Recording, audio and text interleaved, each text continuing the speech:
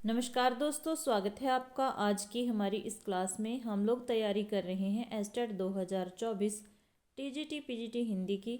आज की क्लास में हम लोग हिंदी भाषा और उसके विकास के कुछ महत्वपूर्ण प्रश्न देखेंगे और ये क्लास टीजीटी और पीजीटी एस्टेट दोनों के लिए ही इम्पोर्टेंट होने वाली है। इसके अलावा HPSC PGT Hindi screening exam के लिए भी। ठीक है, तो शुरू करते हैं आज की हमारी ये क्लास।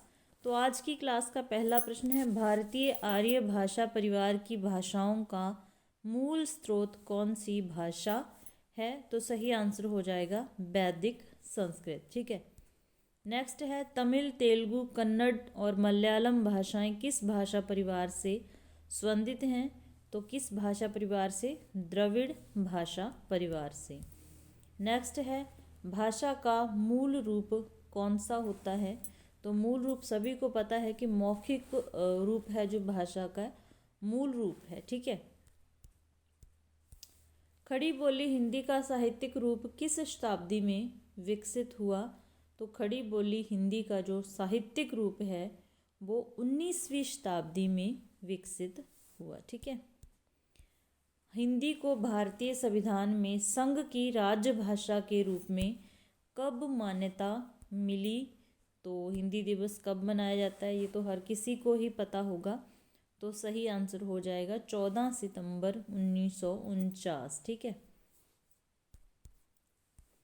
आचार्य महावीर प्रसाद द्विवेदी जी ने किस पत्रिका के माध्यम से खड़ी बोली हिंदी को परिष्कृत और परिमार्जित करने में महत्वपूर्ण भूमिका निभाई?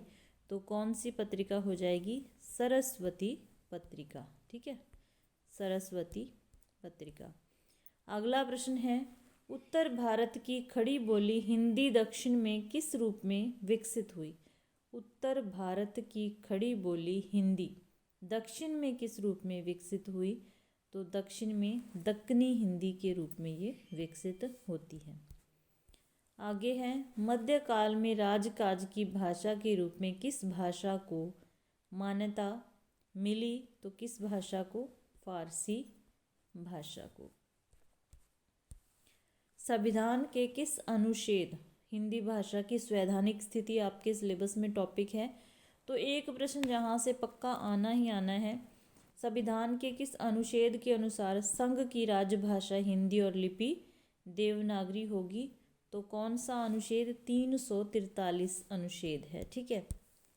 ब्रजभाषा और अवधी किस काल की काव्य भाषाएं हैं? ब्रजभाषा और अवधी तो किस काल की हो जाएगा? सही आंसर मध्यकाल की। ठीक है। हिंदी की बोलियों को कितने वर्गों में बांटा गया है? तो 5 वर्गों में हिंदी की बोलियों को बांटा गया। सभी को इस चीज़ का पता होगा और किस में कौन सी बोलियां आती है ये भी ध्यान होना चाहिए। बुंदेली और कन्नौजी बोली हिंदी के किस उपभाषा वर्ग की बोलियां हैं? तो पश्चिमी हिंदी आ जाएगा इसका सही आंसर। ठीक है। आधुनिक भारतीय आर्य भाषाओं का विकास किससे हुआ है? आर्य भाषाओं का विकास की बात हो रही है तो अपभ्रंश से हुआ है। ठीक है, अपभ्रंश से। क्वेश्चन अच्छे लगे तो लाइक ज़रूर कर देना। चैनल पर नए हो तो चैनल के साथ भी जुड़ सकते हैं।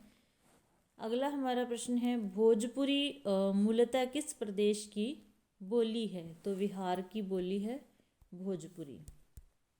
मानक हिंदी का विकास किस बोली से हुआ है? मानक हिंदी का विकास तो खड़ी बोली हिंदी से हुआ है।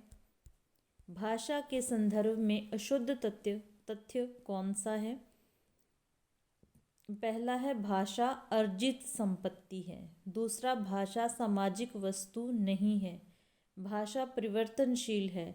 भाषा अनुकरण द्वारा अर्जित की जाती है। ये भी सही है, ये भी सही है, ये भी सही है।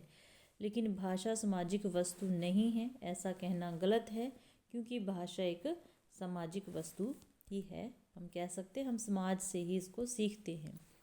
लिपि के विकास क्रम में पहली लिपि कौन सी है? तो चित्र लिपि मानी जाती है पहली लिपि। ठीक है।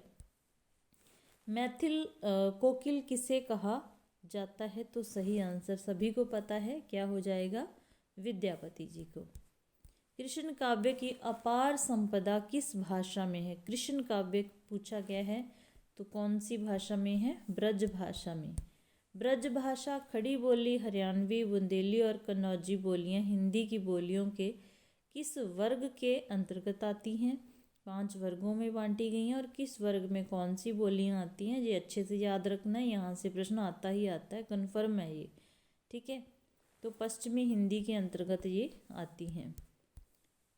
मुगल काल में हिंदी भाषा का प्रभाव डालने वाली भाषा कौन सी? तो फारसी हो जाएगी। ठीक है, फारसी हिंदी भाषा पर प्रभाव डालने वाली।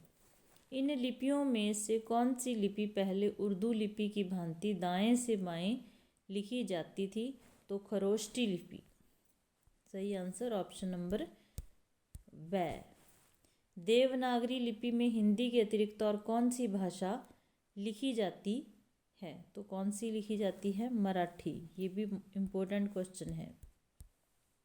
इनमें से कौन सी लिखी जाती है? और भी भाषाएं लिखी जाती हैं, लेकिन तमिल, पंजाबी, बंगला, मराठी में से मराठी लिखी जाती है। मेवाती और हाड़ौती बोलियां हिंदी में किस वर्ग की बोलियां हैं? तो किस वर्ग की हो जाएंगी? राजस्थानी। राजस्थानी। ठीक है। अधिकतर भारतीय भाषाओं की लिपियों का विकास किस प्राचीन लिपि से हुआ है?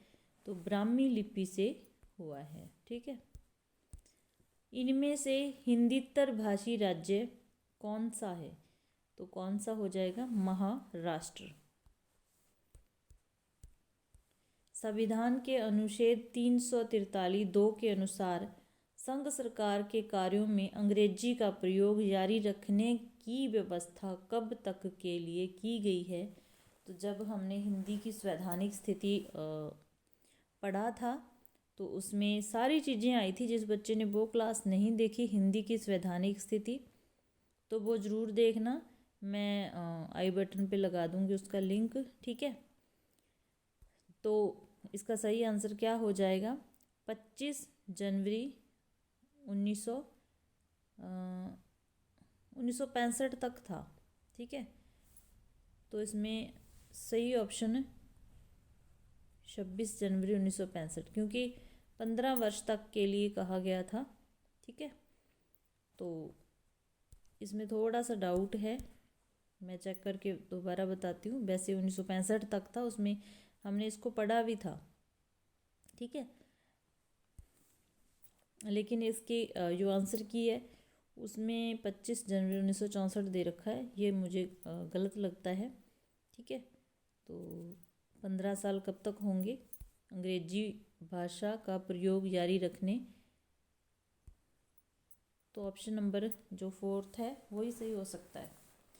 आगे, हिंदी में किस भाषा के अर्थ में पहले साधु भाषा, टकसाली भाषा तथा परिनिष्ठित भाषा का प्रयोग होता है? तो सही आंसर हो जाएगा इसका मानक भाषा। ठीक है, आगे है निम्नलिखित काव्य पंक्तियां किस कवि की हैं? जामै रस कछोत, पढ़त ताही सब कोय, बात अनूठी चाहिए भाषा को होए। तो इसका सही आंसर हो जाएगा भारतेंदु हरीशचंद्र जी। नेक्स्ट है, हिंदी खड़ी बोली गद्य के विकास में किस साहित्यकार ने महत्वपूर्ण भूमिका निभाई है? तो सदल मिश्र। सही आंसर हो जाएगा सदल मिश्र। ठीक है, याद रखना है। पाणिनि ने किस ग्रंथ के द्वारा भारत को एक रूपता देने का प्रयास किया? पाणिनि की बात हो रही है, तो अष्टाध्यायी। ठीक है, आगे है, पुरानी हिंदी को किस भाषा का समानार्थक माना गया है? पुरानी हिंदी को अपभ्रंश का समानार्थक माना गया है। नेक्स्ट है, पश्चिमी हिंदी का उद्भव किस अपभ्रंश से माना जाता है? तो शौरसैनी से। ठीक है, शौरसैनी अपभ्रंश से इसका उद्भव माना जाता है। पूर्वी हिंदी की बोलियां अपभ्रंश के किस रूप से विकसित हुई हैं? तो अर्धमागधी से। ये भी इम्पोर्टेंट है। नेक्स्ट है, भाषा विज्ञान के किस खंड में पद से वाक्य बनाने की प्रक्रिया का वर्णनात्मक, तुलनात्मक तथा ऐतिहासिक दृष्टि से अध्ययन होता है। तो किस खंड में होता है, ये भी इम्पोर्टेंट है, वाक्य विज्ञान में। ठीक है, वाक्य विज्ञान में। आगे है, पाली प्राकृत भाषाएं किस से विकसित हुई हैं, तो किससे हुई हैं, वैदिक संस्कृत से, वैदिक संस्कृत से। आगे है, भाषा के संदर्भ में महात्मा गांधी ने किसका समर्थन किया, तो हिंदुस्तानी का समर्थन किया। खड़ी बोली का दूसरा नाम बहुत पूछा जाता है और बहुत महत्वपूर्ण है, कौरवी है, याद रखना है, ये इम्पोर्टेंट क्वेश्चन है। आगे है, अवधी बोली का केंद्र स्थान क्या है, तो अयोध्या हो जाएगा सही आंसर। खड़ी बोली का प्रयोग साहित्यिक हिंदी खड़ी बोली के अर्थ के अतिरिक्त किस अर्थ में होता है, तो शुद्ध के अर्थ में होता है, दिल्ली मेरठ के आसपास की लोक बोली के अर्थ में होता है, लोक साहित्य की भाषा के अर्थ में होता है, या लोक गीतों की भाषा के अर्थ में होता है। तो सही आंसर हो जाएगा ऑप्शन नंबर ब, दिल्ली मेरठ के आसपास की लोक बोली के अर्थ में होता है। अपभ्रंश को पुरानी हिंदी कहने वाले प्रथम लेखक कौन हैं, तो चंद्रधर शर्मा गुलेरी इसका सही आंसर हो जाएगा। ये भी इम्पोर्टेंट क्वेश्चन है। अपभ्रंश के प्रथम महाकवि कौन थे, ये भी बहुत महत्वपूर्ण प्रश्न है, कौन हो जाएंगे, स्वयंभू, ये हमने पढ़ लिया है। राजभाषा अधिनियम कब पारित किया गया, मोस्ट इम्पोर्टेंट क्वेश्चन है, 1963। ठीक है, इसमें संशोधन कब हुआ था, ये भी दोनों ही क्वेश्चन आपका टॉपिक हिंदी भाषा की संवैधानिक स्थिति, ठीक है, उससे रिलेटेड प्रश्न है और बहुत इम्पोर्टेंट है। राजभाषा अधिनियम में संशोधन कब हुआ था, तो 1967 में हुआ था। ठीक है, 67 में हुआ।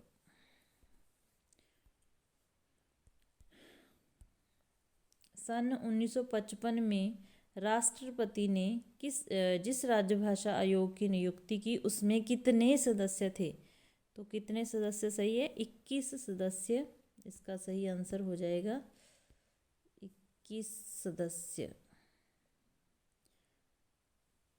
हाँ, ये पहले वाले का लगा है, सही आंसर 21 सदस्य हैं। हिंदी हिंदुस्तानी के भाषा संबंधी विवाद में किसके नेतृत्व में हिंदी की विजय हुई, तो किसके नेतृत्व में हुई थी, राजश्री पुरुषोत्तम टंडन। ठीक है, राजश्री पुरुषोत्तम टंडन के नेतृत्व में हिंदी की विजय हुई। पंडित किशोरी दास वाजपेयी ने 19वीं शताब्दी के पूर्वार्ध को किस युग के नाम से अभिहित किया है, तो किस लाल युग के नाम से अभिहित किया है।